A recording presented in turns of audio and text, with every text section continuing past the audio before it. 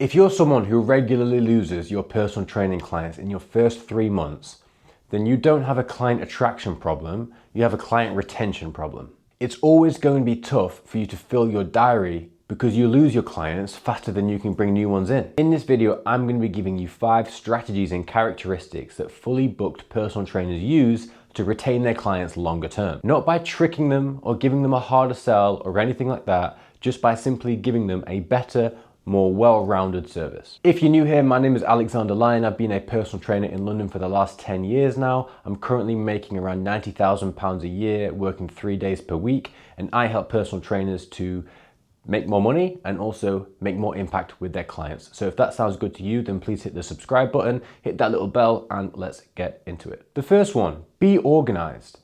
In my opinion, there's nothing more cringe than a personal trainer charging a premium for their service, but they can't show up in time, they double book sessions, they get confused about where they need to be, when they need to be, they forget things that clients told them last time, they forget a client's had an injury and you've given them the wrong exercise. You've got to get your shit together. Often as a personal trainer, you are the biggest non-essential expense anybody has, right? Aside from rent, food, bills, you are the biggest expense they have. So you need to understand that and embody that in the way that you behave. It's not good enough for you to be late. It's not good enough for you to double book. You need to be much more organized. Your service feels cheap and unreliable if you don't have your shit together.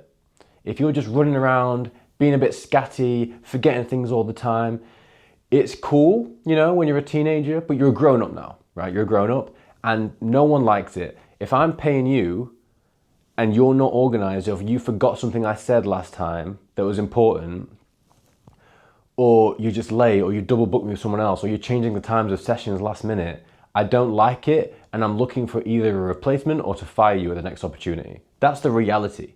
So you have to understand that and appreciate that and act accordingly in the way you behave. I essentially do one thing to keep myself organized, one thing, and I do it very well. And it was actually initially an idea from a client. A client actually told me to do this right near the beginning of my career, which was I use an Outlook calendar and I send email invitations for every single personal training appointment I have. So what that means is if you go on Google Calendar or Outlook Calendar, you could probably do an Apple Calendar as well. You put the invitation in, so personal training with Joe Bloggs at this location between 11 a.m. and 12 p.m.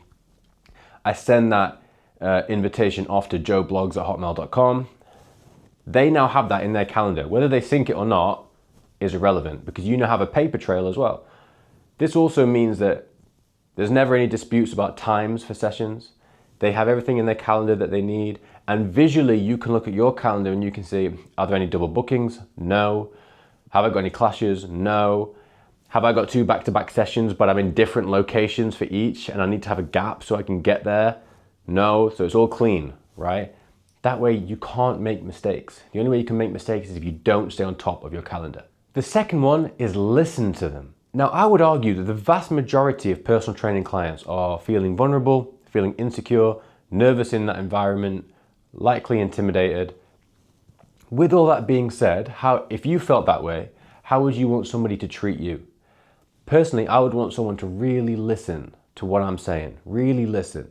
Not just like, yeah, cool, sweet, yeah. Not conversation, like listen to them. Listen to everything they say, pick up on every word, question them on what they've just said. That way they also know that you're listening. This is massive for personal training clients because they often feel as though in other areas of their life, whether it be work or personal, that they're not heard.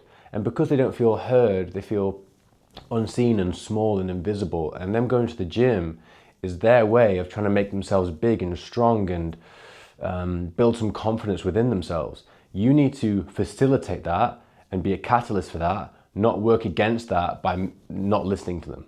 The other thing that's important to understand is that people are very anti-confrontational these days, right? So you might be in a session, because I want to give you like a subtle example. You're doing a side plank with someone and they say, it's hurting my shoulder. I say, are you okay? Are you okay? And they say, yeah, it's fine, it's nothing. I don't know. So this is where sometimes people can go a bit wrong, especially if it's a new client, right?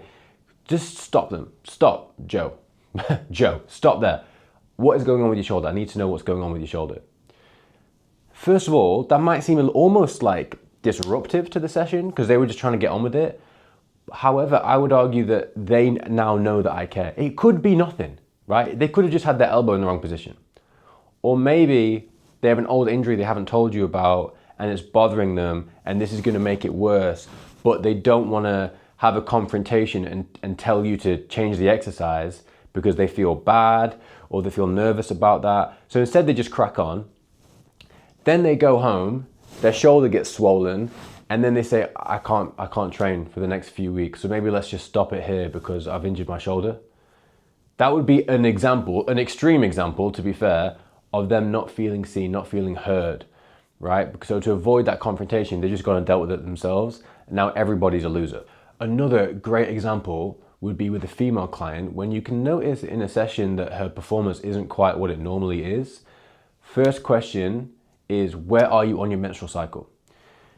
A lot of girls are taken aback, especially when a male trainer asks them that, because no one has ever dared to speak about such a taboo subject, right?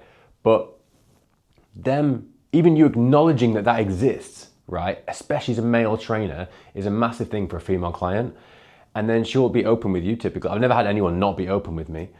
They'll tell me, and then that can easily explain the drop-off in performance. Now you have an opportunity here, if that is the case, to then say, listen, that's completely expected. Your physiology is completely different as opposed to 2 weeks ago. It's not realistic or even sensible to expect the same level of performance when you have completely different physiologies. We should compare week 1 of your cycle to week 1, week 2 to week 2, week 3 to week 3, and so on.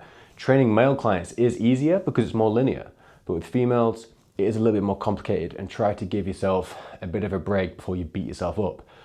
You say that to a female client and suddenly she's like, oh, wow, I feel really understood, I feel really seen, and now I don't feel as under pressure to push myself super hard today because he understands. He understands that I'm not trying to be lazy, right? I'm not trying to like skirt the work. Like I'm honestly I'm just not feeling great.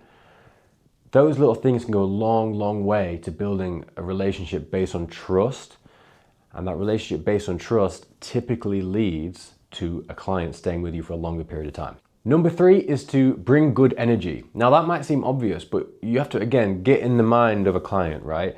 You'll get the odd client that is like a Duracell bunny, right? And they're just full of energy and all you've got to do is just match that and you'll be sweet. But for the most part, a lot of clients, they're tired, they're stressed, they're overworked, they're unhappy with something in their life. And seeing you, although they initially came to get fit and, to get strong and maybe lose some weight or whatever, one of the biggest things they can take out of the session is to just be uplifted, right? Just be uplifted.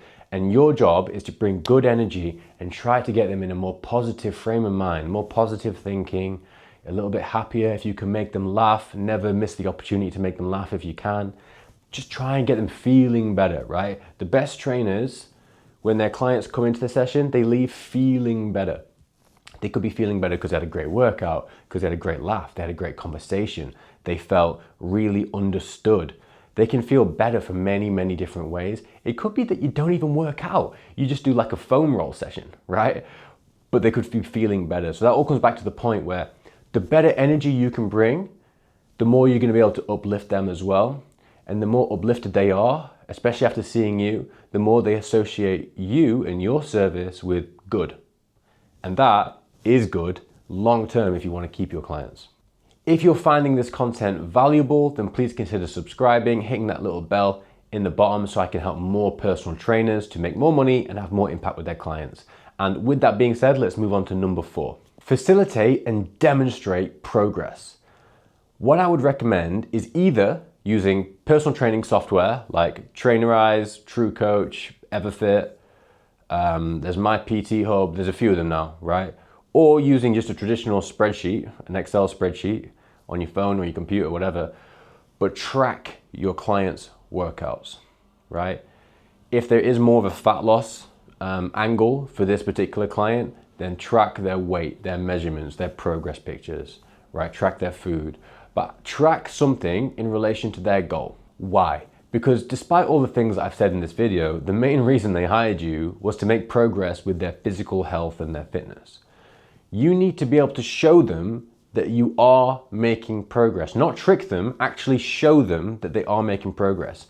Now, if I have a client that works with me for 4 weeks, right, and on day 1, we do Bulgarian split squats with 0 kilograms of weight and they're losing their balance, fine. But on week 4, if they're doing it with 6 kilogram dumbbells, completely balanced for 15 reps with control, boom, progress, right? And then you have to show it to them, because a lot of clients, they don't eat strictly enough to dramatically change their appearance, right? Because we all know that to really change your appearance, you gotta get dialed in with your food. A lot of clients don't get anywhere near dialed in enough. So the big progress metric that you can track is their physical performance. How many push-ups can you do today? How many push-ups can you do in 4 weeks? How many pull-ups can you do today? How many can you do in 4 weeks? And then again in 4 weeks.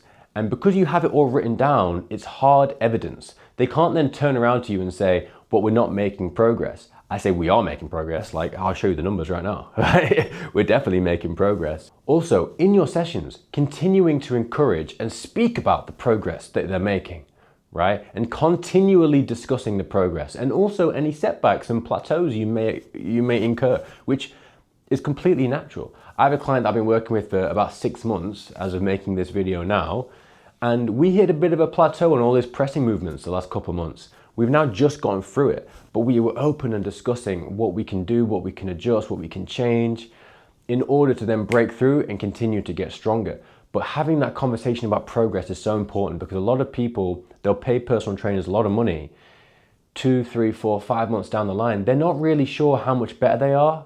They kind of feel a bit stronger, and that's about it. But here you have hard evidence, written evidence where they can look at and say, okay, yes, this is worthy of my investment, time, money, and energy, right? Because I'm clearly getting what I wanted out of it. That is a huge asset for you, and it will help you to keep your clients longer term. The fifth and final one, and the one that I was probably quite guilty of at the start of my career, which was that I was not regularly checking in and asking for feedback about my service. It takes a lot of humility and self-awareness to actually go and do this.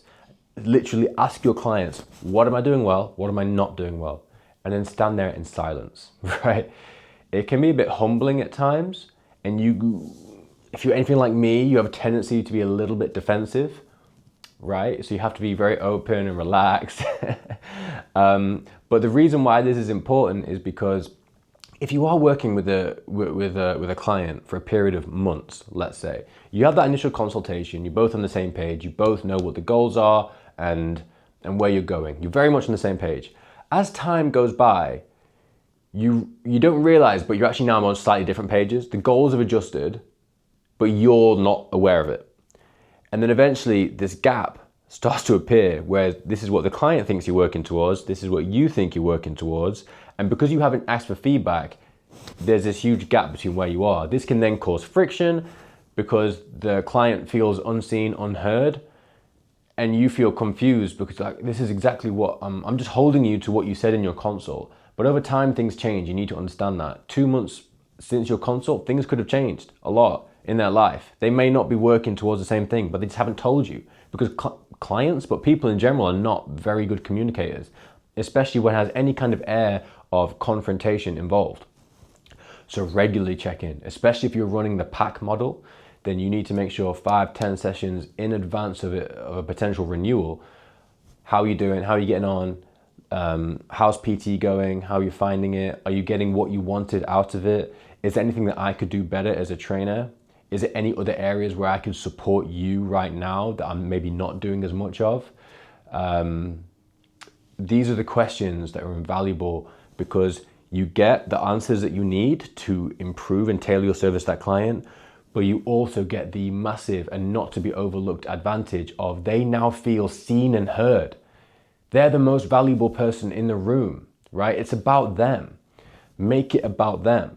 Once it's about them, you then typically have a much nicer experience going forward, because you have to understand, and don't get caught in the trap that I got caught into, in that you become so friendly with your clients, you mistake them for your mates. And then what happens is when they don't renew, or they stop paying you, you're like, whoa, what's going on here? Like, I thought we were sweet. Now hang on. They are your customer first, and they can definitely become your friends. But whilst they're paying you, you have a job to do.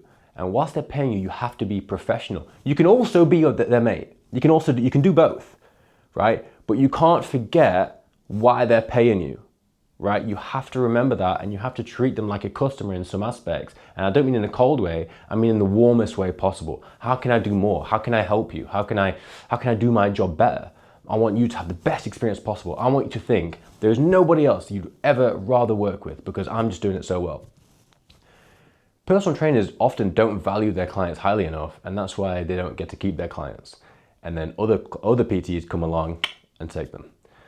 So this is 5 amazing ways that you can help to keep your clients longer term. Remember, the hardest part about personal training is getting clients in the first place. But keeping clients can be a lot easier if you follow these 5 things. If that was helpful, then please drop me a subscribe, hit that little bell, and I will see you in the next one.